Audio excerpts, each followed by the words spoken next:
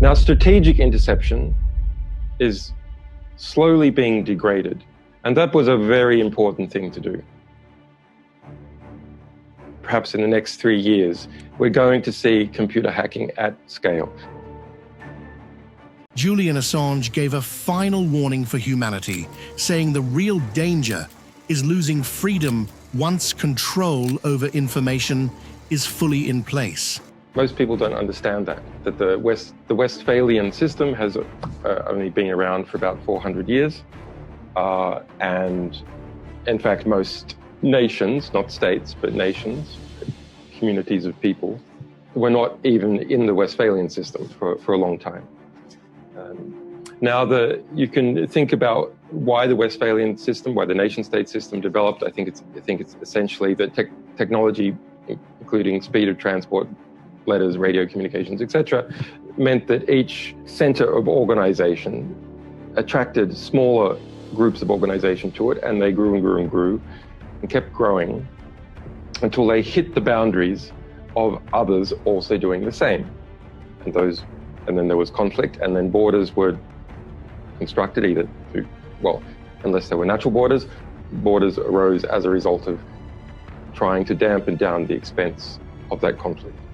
Julian Assange asserts that national security agencies are deeply involved in mass surveillance, watching entire populations under the banner of security. The National Security Agency, GCHQ, Five Eyes Alliance more broadly, France a bit, Russia a bit, China mostly domestically, have been engaged in mass surveillance. And the Five Eyes countries for, well, serious computational mass surveillance about 20 years. That's something that is of such scale that it strategically affects the development of human civilization.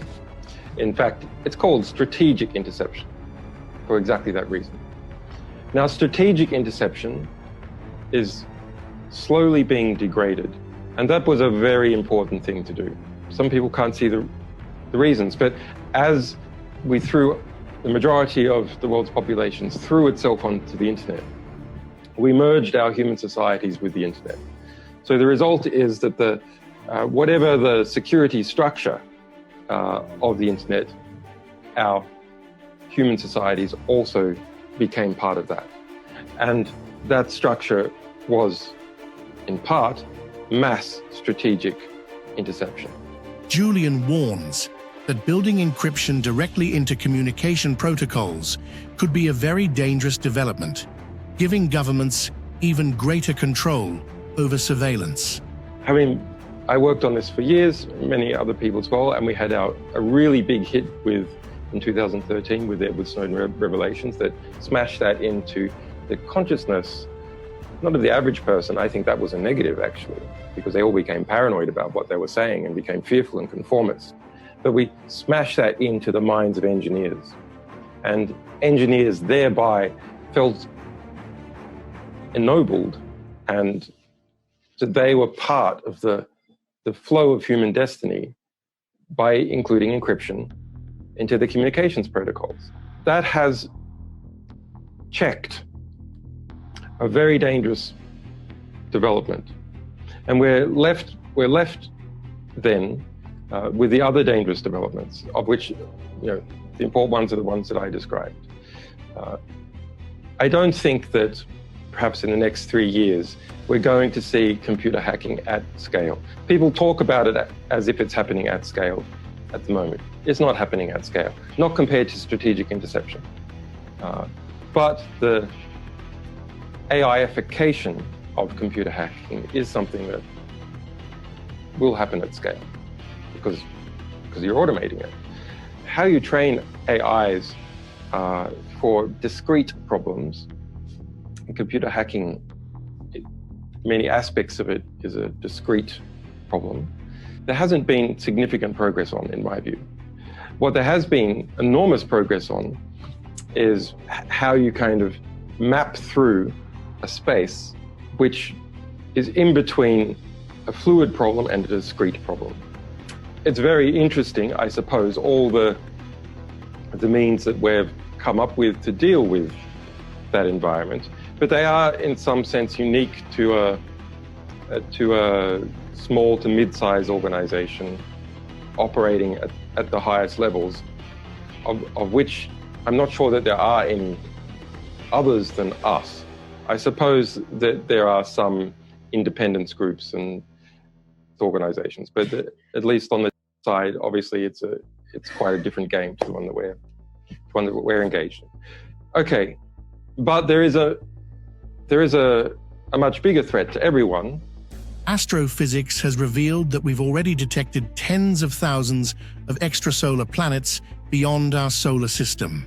In the last 10 years, the astrophysics of planetary astrophysics has shown that there's tens of thousands of extrasolar planets that we have actually detected on an individual basis. And from that, you can assemble the probabilities of there being Earth approximating planets. And there's hundreds of millions, maybe billions, just in this galaxy. So the question then becomes, well, where is the civilized life? Why don't we see it? Why don't we see any signs of it anywhere? And so the answers to that are, well, it could be the reasons we don't see signs of civilized life with our increasingly powerful measurement apparatus is because life simply doesn't evolve, life itself. That's why we don't see civilized life. There's something very rare about the Earth that means that life here evolved. But when we look at the Earth and when we look at extrasolar planets, we don't see any reason why that should be true. In fact, we see organic amino acids in space dust and asteroids and so on. And we know that asteroids cross-pollinate. For example, there's asteroids here from Mars, bits of Earth has gone to Mars, etc. When we get hit by an asteroid and stuff flies off, etc. So there's quite a lot of reason to believe that the basic building blocks of life have spread widely. Julian warns that civilization, especially a technologically advanced one, is deeply unstable and vulnerable to collapse. My view, and I think it's the only view you can take so far until more data comes in, is that there's something very unstable about civilization. There's something very unstable about technologically advanced civilization that means it doesn't go on for long. And I think the answer to that is the very rapid competition, if you like, the light speed competition that occurs when you wire up the world to itself. And that very rapid competition can have two fates.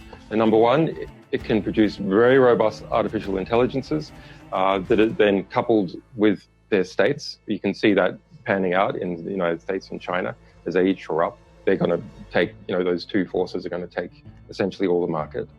And the rapid competition between them with the backing and support of the states behind them, and the exacerbation of the commercial competition through geopolitical competition will lead to an uncontrollable desire for growth in artificial intelligence capacity, leading to very severe conflict or stultification. There's interesting, you can follow these trajectories in different ways. It takes too long to describe.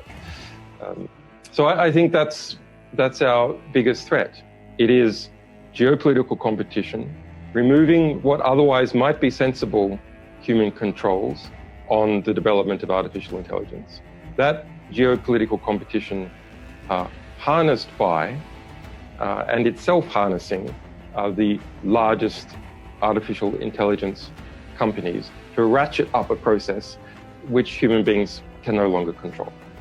Not in the sense of there being robots, although, of course, Google is now putting its AI in drones and so on, so yeah, there are killer robots. Not in this classic dystopian sense, but rather in a way that comes from understanding how human institutions behave, which is institutions that are built on competition and growing their size and dominating markets, etc., take any advantage they get and will continue to ratchet up in competition, and everything that they produce has that DNA in it.